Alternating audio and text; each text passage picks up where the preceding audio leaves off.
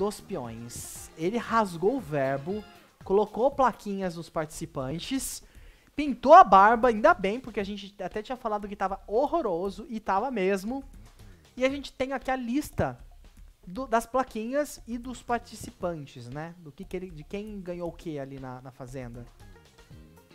Então, né, essas plaquinhas aí já são tradicionais, né, no programa do Faro, que eles fazem uma Fazenda Última Chance, onde primeiro tem essas plaquinhas, depois tem a Máquina da Verdade, onde eles concorrem a alguns prêmios, e depois tem um joguinho ali com o pessoal que ainda tá dentro da casa, né. Antes disso, eles até mostram para o pessoal dentro da casa quais foram essas plaquinhas para ver qual vai ser a reação deles lá dentro.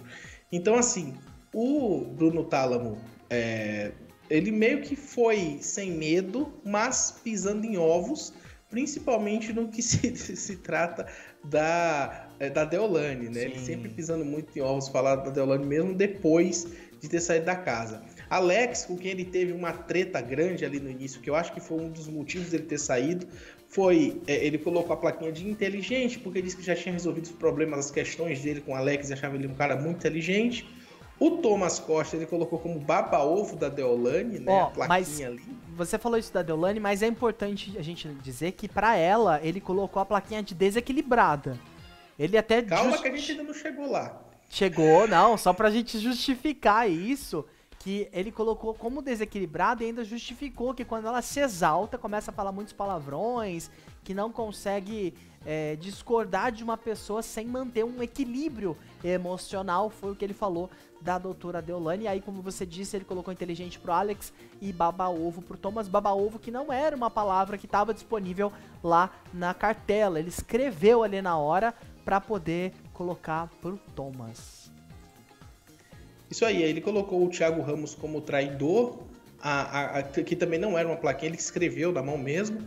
A Kerline ele colocou como carinhosa, o Chay como amigo, Pétala como dúvida, porque a Pétala foi uma pessoa legal com ele, que ajudou ele ali no momento de que ele estava triste, corou com ele e tudo mais, mas que teria falado mal dele ali pelas costas, né? Ele viu ali umas cenas ali de dentro do jogo, né? Foi mostrado no próprio palco ali do Rodrigo Faro. A Débora, que era uma pessoa próxima dele dentro do jogo, que eles eram excluídos ali, ele chamou de cansativa, porque segundo ele, ela tinha uma obsessão assim por falar da Deolane, né? A Tati, ele colocou como verdadeira, a Bia como manipulada, que estava ali sendo manipulada pela Deolane, pela Pétala.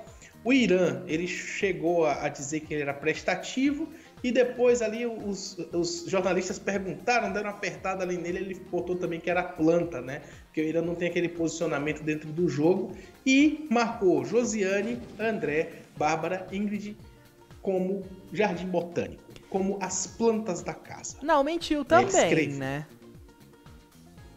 Sim, com certeza. Esses daí são realmente as plantas da casa, né? O Pelé ele colocou como bom caráter, o Lucas como inteligente, a Moranguinho como generosa, o Vini ele marcou como falso e a Ruivinha como uma pessoa humilde. O que me pegou sobre essa questão da Deolane, que ele ficou ali meio que pisando em ovos, que eu falei, né, anteriormente, sobre ele ter colocado como desequilibrada, eu acho que ele meio que se perdeu nessa explicação que ele deu, porque primeiro ele colocou como desequilibrada, depois falou que ela se exaltava, aí depois ele começou a focar mais na questão do palavrão. Então, assim, eu achei que ele estava ainda com certo receio de falar mesmo o que ele pensava sobre a Deolane. Eu acho que ele podia ir um pouquinho mais longe, sabe? Mas, assim, a gente sabe, é complicado. O cara trabalha, é um rapaz de televisão, né? Dentro do jogo, eu concordo completamente com o Chico Barney que ele não faz uma menor falta. Realmente, ele não estava trazendo nenhum entretenimento pra gente. Até as brigas... na cara dele, inclusive, né? Total, né? Eu senti até o Bruno Tálamo, coitado, com o livro em seco ali. Mas, assim, a gente sabe que a vida continua cá fora e também não dá para se comprometer de uma maneira tão pesada como se ainda estivesse dentro do jogo. Até porque, assim, para ele o jogo já acabou. Sim. Né? Para ele o jogo já acabou. Faz sentido para quem tá lá dentro ficar um atacando o outro. Mas o jogo já acabou e o cara realmente tinha que colocar a visão dele ali de jogo, mas também, obviamente, que pesando, na verdade, sobre como isso vai dialogar com a vida real aqui fora, né? Mas, assim, É muito bom que exista esse posicionamento da Record de fazer esse programa com pessoas que entendem do reality, bombardeando ele de perguntas e até com o polígrafo ali, né? Para ele responder ali algumas coisas. Eu achei muito bacana essa participação dele, embora ele não tenha tido uma passagem tão memorável pelo jogo. É verdade, inclusive tava aquele chato do Rico Melquiades. Ai, que cara chato. Toda vez ele vai falar do Rico Melquiades. Nossa, chato demais, gente. Colocaram ele lá, estragou o programa. Muito chato esse Rico Melquiades. Mas vamos falar também sobre essa, justamente que você comentou, da dinâmica do polígrafo, né? O Bruno Tálamo tinha algumas perguntas dos jornalistas para responder, e conforme ele fosse respondendo, a máquina, né, o polígrafo fosse considerando que era uma verdade, ele ia ganhando um prêmio. E aí, o que ele foi perguntado, né? Ele até... houve, inclusive, uma questão antes deles propriamente entrarem na questão do polígrafo, onde perguntaram se quem iria mais pra frente ali no programa, quem se daria melhor no programa, a Deolane ou a Débora. E aí o Bruno disse que a Débora, que o Brasil compraria a causa da Débora, já que a Deolane estaria atacando muito ela dentro do programa. E é aquilo, né? Eu não sei se chegaria a comprar a treta, mas eu acho que a Débora provavelmente deve sair primeiro do que a Deolane. Eu acho isso. O que você acha? Ah, cara, de verdade, eu acho que essa fazenda é a fazenda da Deolane, tá? Eu acho que ela vai ganhar, ela só não ganha se ela realmente continuar se pondo numa situação desconfortável. No futebol fala-se muito quando o time tá prestes a ganhar o campeonato, que ele tá jogando com o regulamento debaixo do braço, né? Ela tá jogando com o regulamento debaixo do braço, porque ela só precisa ser ela mesma. Sim. Ela só precisa continuar jogando e não tentar inventar muito, sabe? Se for brigar, deixa ser orgânica, deixa ser uma briga orgânica, vai curtir a casa, né? Deixa que não precisa ser uma coisa que fique forçada ou que pareça que seja fake, porque algumas das tretas da Deolane, eu já falei muito isso aqui, tô falando de novo, pareciam até ser forçadas, não somente dela, mas, por exemplo, a Kerline, as tretas da Kerline, a briga que ela comprou do Thiago sem pé nem cabeça, parece muito ser uma cena para aparecer no recorte ou da rede social ou do próprio programa, sabe? Não posso ser planta, tenho que aparecer de alguma forma. Então, assim, o que o Thiago falou faz até um certo sentido, né? Porque pela visão dele, a Débora voltou pelo público, então faz sentido que ela tenha uma força, né? Porque se você for olhar pela lógica, faz muito sentido a Débora ter sido mais votada para ficar do que o Thiago, mas o Thiago foi mais votado. Então, assim, até aquela altura acho que ele não sabe disso. Mas eu acredito que não, que embora a Débora tenha voltado, seja a temporada da Deolane e que só a Deolane vai ser responsável por se derrotar.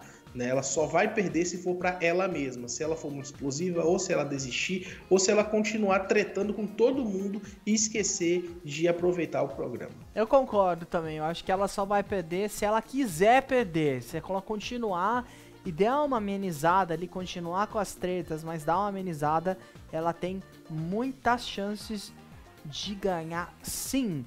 E aí nessa pergunta do polígrafo, o Bruno disse que não foi falso ao se aproximar da Débora e do Chay, mas o polígrafo disse que primeiro ele não tinha respondido a pergunta, depois refizeram a pergunta para ele respondeu que não se aproximou por conveniência, não se aproximou da Débora e do Chay por ter sido excluído pelas pessoas, e aí o polígrafo disse que ele mentiu, ele não ganhou o primeiro prêmio. Depois o Chico Barney perguntou se aquela ajuda que ele deu pro Thiago Ramos, lá quando o Thiago tinha sido taxado pelo pessoal do Paiol de ex da mãe do Neymar, se ele tinha feito, né, conversado com o Thiago, se aproximado ali do Thiago naquele momento, por oportunismo também, como se fosse uma espécie de passe de entrada pra Deolândia, já que o Thiago tá ali infiltrado na Deolândia também. O Bruno disse que não foi uma estratégia, que não foi um passe, uma tentativa de se aproximar para chegar mais perto da Deolane, e a máquina disse que ele mentiu. O Rico Melquiades disse que o Bruno foi feito de babaca. dentro do confinamento, que a gente sabe que é uma verdade, né? E que teria virado um meme por conta disso, e perguntou se ele entrou no jogo disposto a tudo, inclusive a se humilhar. O Bruno disse que não foi humilhado, não se sentiu humilhado em nenhum momento, e a máquina confirmou que ele estava falando a verdade ali. Nisso, das duas primeiras perguntas, ele perdeu 2 e 4 mil reais, mas nessa terceira pergunta, quando ele disse que não se sentiu humilhado, ele ganhou 5 mil reais.